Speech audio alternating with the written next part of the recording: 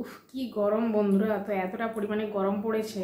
তো তোমরা যে আমার মতো বাজারে যাও, বাজার থেকে এসে রান্না বান্না করো, তোমরাই জানবে যে ঘুরে ঘুরে বাজার করা এই গরমের মধ্যে কতটা কষ্টকর।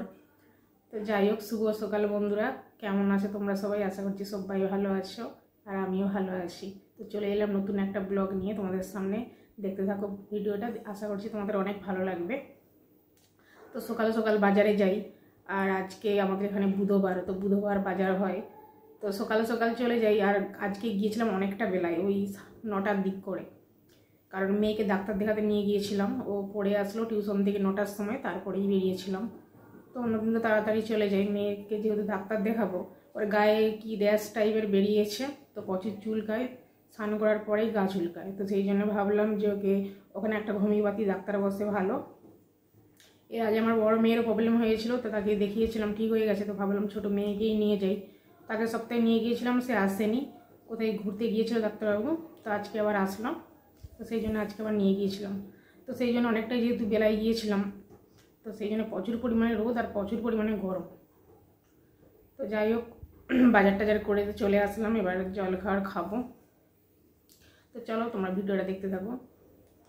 আর তারপরেই বাজার যে করে এনেছিলাম, তো সবজিগুলো এখন গুছিয়ে নিচ্ছি। আর আজকে সবজি বেশি কিছু আনিনি, পেঁয়াজ তো ছিলই, তো আলু এনেছিলাম আর কয়েকটা সবজি এনেছিলাম। বেশি সবজি আনিনি কারণ আর সামনেই তো পুজো চলে আসছে, ঘর দুয়ার পরিষ্কার করতে হবে। এখনও কিন্তু ঘর দুয়ার আমার ঝাড়াঝুড়ি করা হয়নি। তো এই ঝাড়াঝুড়ি করতে কিন্তু আমার 1 সপ্তাহ টাইম লেগে যাবে, আর তখন কিন্তু বেশি রান্না টান্না করতে পারবো না। তো একটা সবজিই ভাত করব, সেই জন্য বেশি সবজি আনলাম না।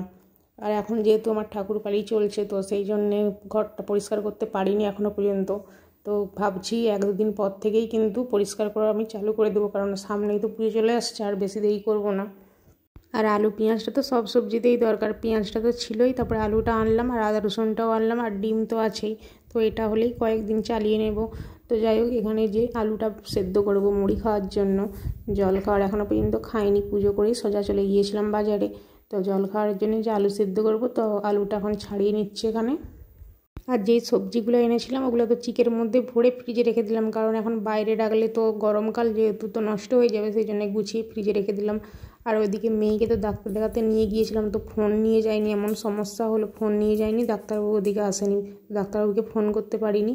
তো সাইডে একটা দোকান ছিল, তো সেখান থেকে আবার ফোন করে ডাক্তারবাবুকে ফোন করলাম, তারপরে বললো যে বসো যাচ্ছি। তো তারপরে ডাক্তার দেখিয়ে বাড়ি আসলাম। তো যাই হোক, দেখো আলুটা কাটতে কাটতে কী অবস্থা হলো, আমার বঁটিটা দেখো ভেঙে গেছে। কদিন আগে তো বড়মশাই সিল আর বঁটিটা ঠিক করে নিয়ে এসেছিলো, আবার এখানে দেখো বঁটিটা ভেঙে গেছে। তো কী বলবো, দোকানদার এভাবে ঠকিয়ে দেবে ভাবতে পারিনি। কদিন ধরে বঁটিটা নড়ছিল, তো ভাবছিলাম মনে হয় খুলে যাবে, তো সত্যি সত্যি আজকে বঁটিটা কিন্তু ভেঙেই গেল। তো আমি তো জানি যে বঁটিটা ঠিক করে নিয়ে এসছে, তো কিছুদিন এখন বেশ দিব্যি চলবে, কিন্তু 1 মাস হয়নি তার মধ্যেই বঁটিটা এইভাবে ভেঙে গেল দেখো। তো তারপরে যাই হোক, আলুটা সিদ্ধ করে জল খাওয়ার খেয়ে নিয়েছি, মেয়েকেও তো খাইয়ে দিলাম। আর মেয়েকে এদিকে স্নান করিয়ে দিলাম, ও স্কুলে যাবে, অনেকটাই দেরি হয়ে গেছে। তো সেই জন্য যে শ্যাম্পু করেছিল, যেহেতু চুলটা শুকিয়ে গেছে, তাই ভাবলাম যে চুলটা বেঁধে দিই। আর এখন গরমের মধ্যে চুল খোলা থাকলে তো প্রচুর গরম লাগবে, আর চুলটাও কিন্তু খুব বড় হয়ে গেছে। তো সামনে পুজো, তখন কাটবো। আর মেয়ে বলছে চুল কাটবো না, দেখা যাক কী করি। তো এই যে চুলটাকে এখানে বেঁধে দিচ্ছি, ও স্কুলে যাবে। তো বাজার থেকে এসে আবার কাপড়টা চেঞ্জ করলাম, কারণ এতটা পরিমাণে গরম ছিল, ঘেমে তো পুরো শাড়ি টাড়ি একদম ঘেমে গিয়েছিলো। তারপরে ভাবলাম যে শাড়িটাকে চেঞ্জ করে দিই, তো এত গরম, তো সেই জন্য শাড়িটাকে চেঞ্জ করলাম আবার। তো মেয়েকে তো রেডি করে দিলাম, ও চলে যাবে স্কুলে। ও স্কুলে চলে গেলে আমি একটু টেনশন দূর হই, কারণ এখানে সামনে পুকুর ডোবাতে এত জল, যদি বাড়িতে থাকে তো এদিক ওদিক চলে যায়, তখন টেনশনের মধ্যে থাকি। তো স্কুলে গেলে একটু চিন্তামুক্ত হই। আর মেয়ে যেহেতু স্কুল ছুটি করে না, তো সবসময় স্কুলে যায়, ওই 2-1 দিন ছুটি হয়ে যায়, তো তখনই এদিক ওদিক চলে যায়, একদম পড়তে টড়তে বসে না।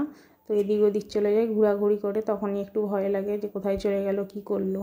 তো যাই হোক, এখানে এই যে মেয়েকে পাঠিয়ে দিয়ে এখন এই যে সবজিগুলো আমি কাটছি। যে চাল কুমড়ার ডাঁটা এনেছিলাম, তো কিনে আনিনি বাজার থেকে, আমাদের পাড়াতে একজন মামি ছিল, তো তাদের ওখানেও হয়েছিল চাল কুমড়ার ডাঁটা, তো তাকে চেয়েছিলাম, সে দিয়েছিল।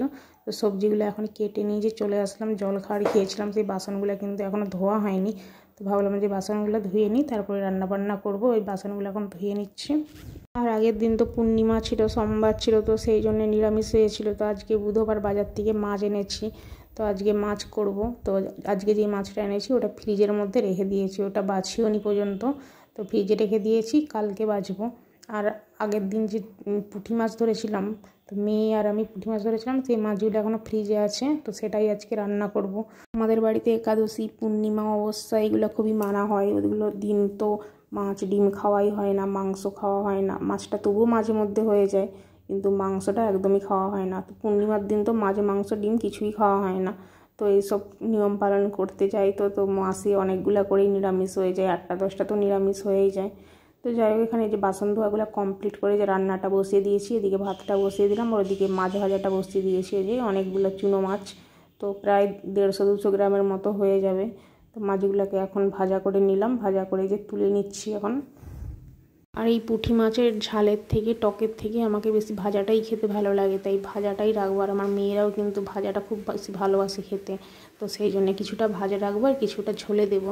তো যাই, এখানে যে মাছ ভাজাগুলো করে নিয়েছি, তারপরে যে উচ্ছেটা ভাজা করছি এখন। তো আগের দিন উচ্ছে আনা হয়েছিল, তো বড়মশাই যখন বাজারে গিয়েছিল অনেক উচ্ছে এনেছিল, প্রায় 500-র মতো। তো রেখে রেখে খাওয়াচ্ছিল, তো ফ্রিজে ছিল। আগের দিন তো ভাজা করেছিলাম আলু দিয়ে, তো আজকে এমনি ভাজা করছি। আর কয়েকটা উচ্ছা পচেও গেছে, 3-4টের মতো উচ্ছা পচে গেছে, কারণ অনেক দিনই তো বাজারটা করে এনে দিয়েছিলো, সে তো চলে গেছে, অনেক দিন হয়ে গেছে, ফ্রিজে ছিল, তাও কিন্তু উচ্ছেগুলো পচে গেছে। তো এই হাটে আর উচ্ছে টুচ্ছে কিছু আনলাম না, ওই জন্য কয়েকদিন তো উচ্ছে ভাজা খাওয়া হলো। তো যাই হোক, এখানে যে উচ্ছাটা ভাজা করে নিয়ে যে প্রেসার কুকারের মধ্যে বসিয়েছি পেঁপে সিদ্ধ, কারণ ঝোলে দেবো। আর প্রেসার কুকারের মধ্যে পেঁপে দিলে তো তাড়াতাড়ি সিদ্ধ হয়ে যায়। তো আমি যখন পেঁপে রান্না করি তো এইভাবে কুকারের মধ্যে দিয়ে দিই। তো যাই হোক, পেঁপেটা সিদ্ধ করে নিয়ে যে এখানে চাল কুমড়োর আটার যে ঝোল করবো, তো সেই আনাজগুলো এখন ভাজতে দিয়েছি। তো লাউ শাকের থেকেও চাল কুমড়োটা খেতে কিন্তু খুব সুন্দর লাগে, আর চাল কুমড়োটার ঝোল করলেও কিন্তু খুব সুন্দর খেতে লাগে। তাই ভাবছি আজকে ঝোল করব পুঁটি মাছ দিয়ে। তো এখানে আনাজগুলোকে তো ভেজে নিয়েছি, আর এখানে আদা বাটা, কাঁচা লঙ্কা বাটা, জিরে, সরষা, পোস্ত, সব রকম মশলা কিন্তু একটু একটু করে দিয়েছি। মশলাটাকে এখানে কষিয়ে নিয়ে তো পেঁপেগুলো দিয়ে দিলাম। তো পেঁপেটা তো সিদ্ধই আছে, আর সবজিগুলোও কিন্তু তাড়াতাড়ি সিদ্ধ হয়ে যাবে এখানে। তো তার মধ্যে যে জলটা দিয়ে দিলাম, এখন সবজিগুলো হতে থাক। তো ঝোলের মধ্যে বেগুন দিয়েছিলাম, আর বেগুনটা একদমই নরম, তো একদম ঘন্ট ঘাঁটা হয়ে গেছে বেগুনটা। তো পরে দিলেই ভালো হতো। আর ডাক্তারবাবু যেহেতু আমাদেরকে এখন বেগুন খেতে বারণ করেছে, কারণ আমাদের এখন সকলেরই কিন্তু গা চুলকাচ্ছে। তো 2 মেয়ের আমারও কদিন ধরে গাটা চুলকাচ্ছে, তো বললো যে বেগুন, ডিম, চিংড়ি মাছ এগুলো খাওয়া বারণ, কিন্তু যেই সবজিতে বেগুনটা দিতে হবে, এই ঝোল বলো, চচ্চড়ি বলো, এগুলো তো বেগুন না দিলে তো একদমই ভালো লাগে না খেতে। তো একটা দিয়েছি আর কি, যাতে ভালো লাগে খেতে। তারপরে এই যে শাকটা দিতে ভুলে গিয়েছিলাম, তো শাকটাকে আবার দিলাম এর মধ্যে। তো শাকটা একদমই নরম, শাকটাও কিন্তু তাড়াতাড়ি সিদ্ধ হয়ে যাবে। শাকটাকে দিয়ে ভালো করে এই যে মশলাটার সাথে কষিয়ে নিলাম, নিয়ে বাকি যে জলটা, যতটা ঝোল লাগবে আর কি, কিন্তু বেশি ঝোল করব না, একদম মাখো মাখো করবো সবজিটা, তাই অল্প করে জল দিলাম। জল দিয়ে এবার এখানে সবজিটা আমি ঢাকা দেবো, হতে থাক। আর ওদিকে কিন্তু ভাতটাও হয়ে গেছে। তো ভাবলাম যে ভাতটা যখন হয়ে গেছে তো ভাতটাকে যে নামিয়ে নিই, তো ভাতটাকে এখন এই যে নামিয়ে নিচ্ছি এখন, আর ওদিকে সবজিটা হতে থাক।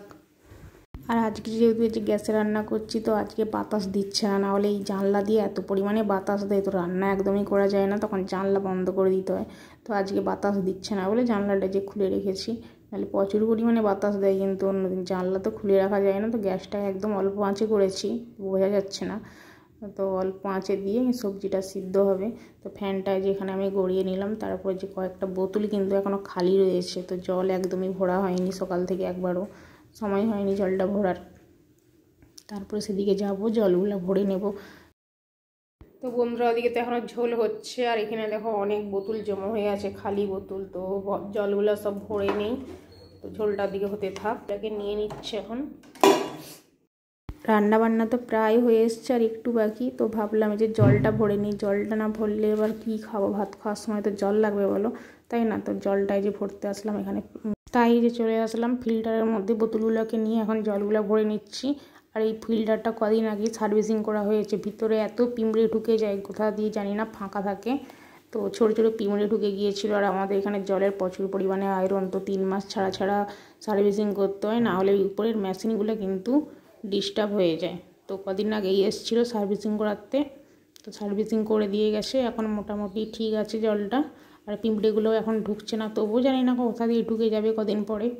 তো যাই হোক, জলটা এখানে ভরা হয়ে গেছে। আর এই যে সবজিটা এখন ফোড়ন দিয়ে নিচ্ছি, সবজিটা তো এক সময় করিনি, তো সবজিটা সেদ্ধ হয়ে যাওয়ার পরে এখন এই যে ফোড়ন দিয়ে নিলাম। আর এই যে কয়েকটা পুঁটি মাছ, তো তো এখন ঝোলের মধ্যে দিয়ে দিচ্ছি যাতে ঝোলটা একটু খেতে ভালো লাগে। আজকে তো বড় মাছ করিনি, তো যেটা আনছিলাম সেটা ফ্রিজের মধ্যে রেখে দিয়েছি, তাই জন্য এই যে ছোটো মাছটা করছি আজকে। তো চলো রান্নাটা হয়ে যাক, তারপরে তোমাদের সঙ্গে দেখা হচ্ছে। তো বন্ধুরা রান্নাবান্না তো কমপ্লিট করলাম। রান্নাবান্না করার পরে বাসন ধুলাম, রান্নার যে বাসনগুলো ছিল বাসনগুলো ধুলাম। মেয়ের কয়েকটা জামা ছিল, তো জামাগুলো ধুলাম, এখনও মিলিনি, তো র্যাকের মধ্যে রেখে দিয়েছি, জলটা ঝরে গেলে তারপরে মিলবো। আর রান্না করছিলাম যখন প্রচুর পরিমাণে গরম, একদম ঘেমে চান হয়ে গেছি। তো এখন কদিন ধরেই তো খুব রোদ্দুর উঠছে, তো সেই জন্য প্রচুর পরিমাণে গরম। তো এখনও মেয়ে আসেনি, মেয়ে আসলে তারপরে খাওয়া দাওয়া করবো। তো ভাবলাম যে ঘরের মধ্যে যাই একটু বসি। তো রান্না করছিলাম যখন তখন তো পাখা চালানো যাবে না, কারণ পাখা চালালেই গ্যাস বন্ধ হয়ে যাবে। তো সেই জন্য প্রচুর পরিমাণে গরম ছিল, আর ঘরের মধ্যে এসে যে পাখা চালিয়ে বসলাম। এখন এতটাই গরম যে সকালবেলা তো টিপ পরেছিলাম, তো টিপ তো একদম গরমের মধ্যে উঠে গেছে। তো যাই হোক, আর ঠান্ডা তো লেগেছিল কয়েকদিন আগে, তো আবার দেখছি যে আজকে ঠান্ডা লেগেছে। কিন্তু কালকে যে ব্যাংকে গিয়েছিলাম, ব্যাংকে বেরিয়েছিলাম, দোকান থেকে ফেরার সময় প্রচুর পরিমাণে গরম ছিল বলে কোল্ড ড্রিঙ্কস কিনেছিলাম। কোল্ড ড্রিঙ্কস কিনে খেয়েছিলাম, তাই জন্য এখন যে দো ঠেলা ঠান্ডা গরম ওয়েদার, তো সেই জন্য আবার ঠান্ডা লেগে নাক একদম বন্ধ হয়ে গেছে। তো চলো এরপরে মেয়ে আসুক তখন খাওয়া দাওয়া করবো। একদম খালি খালি তো কি হয়েছে, আমি তো সবসময় তুলসী কাঠির মালা পরে থাকি, আর ভগবানকে যেহেতু প্রত্যেকদিন পুজো করি, সেবা দেওয়া হয়, সেই জন্য আমাদেরকে তুলসী কাঠি মালাটা সবসময় পরে থাকতে হয়। তো রাত্রেবেলা যে ঘুমোই, তো দিনের বেলা যেমন তেমন কাটিয়ে দিই, কিন্তু রাত্রেবেলা ঘুমানোর সময় না, যখন গরম হয়, তো একদম মালা টালা পরে থাকতে পারি না। ওই খোলা পোড়া করি, এরকমটা করি। তো খোলা পোড়া করতে করতে না মানে মালাটা ছিঁড়ে গেছে, তো সেই জন্যেই গলায় পরে থাকতে পারিনি। তো তার কারণে আর কি গলাটা খালি খালি লাগছে। তো যাই হোক, মেয়ে আসুক, মেয়ে আসলে তারপরে খাওয়া দাওয়া করবো। তোমরা পাশে থেকেও দেখতে থাকো ব্লগটা, তো আশা করছি তোমাদের ভালো লাগবে অনেক। তো সন্ধেবেলা চলে আসলাম, সন্ধে দিয়ে এখানে দেখো কয়েকটা এই যে মশলার ডিবা, এগুলো ভিজিয়ে রেখেছিলাম ধোবো বলে, তো এখন এই যে ধুয়ে নিচ্ছি। আর আজকের ভিডিওটা এখানেই শেষ করলাম। সবাই ভালো থেকো, সুস্থ থেকো, দেখা হচ্ছে পরের ভিডিওতে।